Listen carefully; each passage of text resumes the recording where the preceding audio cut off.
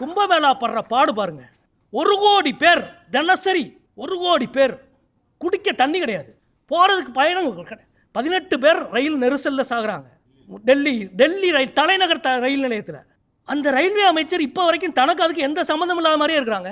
ஏன் 18 பேர் உன் வீட்டுக்கு பக்கத்தில் ரயில்வே ஸ்டேஷனில் நடைமேடையில் செத்துருக்குறான். நான் அந்த அதிகாரிகிட்ட பேசினேன். சார், எங்களால் கணிக்கவே முடியல, எவ்வளோ பேர் உள்ளே வர்றாங்க, எவ்வளோ பேர் போகிறாங்க, கணிக்கவே முடியல. எப்படி கணிக்க முடியும்? இவ்வளவு 1000 மக்கள் திரளுகிற பொழுது அதற்கான ஒரு சிறப்பு ஏற்பாட்டை நீ செய்தால் தானே கணிக்க முடியும்.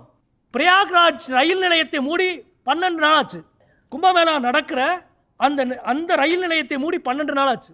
மக்கள் அங்கே இத்தனை கோடி மக்கள் அங்கே போகிறாங்களா, அவங்க ரயில் ஏறணும்னா அந்த இடத்துலேருந்து 7 கிலோமீட்டர் அடுத்த ஊருக்கு நடந்து போகணும், அல்லது 10 கிலோமீட்டர் பின்பக்க ஊருக்கு நடந்து போகணும்.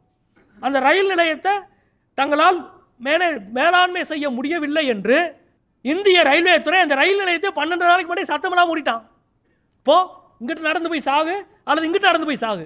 இதுதான் மோடி சிவபக்தர்களுக்கு ஆற்றுகிற அருள். எத்தனை மரணங்களை நீங்கள் ஆன்மீக பெரியவர்களுக்கு கொடுத்து கொண்டே இருக்கிறீர்கள். எவ்வளவு மோசமான ஒரு வேலை நடந்தது கும்பமேளாவை வைத்து. இவ்வளவு மோசமான ஒரு ரயில்வே துறை இந்திய வரலாற்றிலே கிடையாது.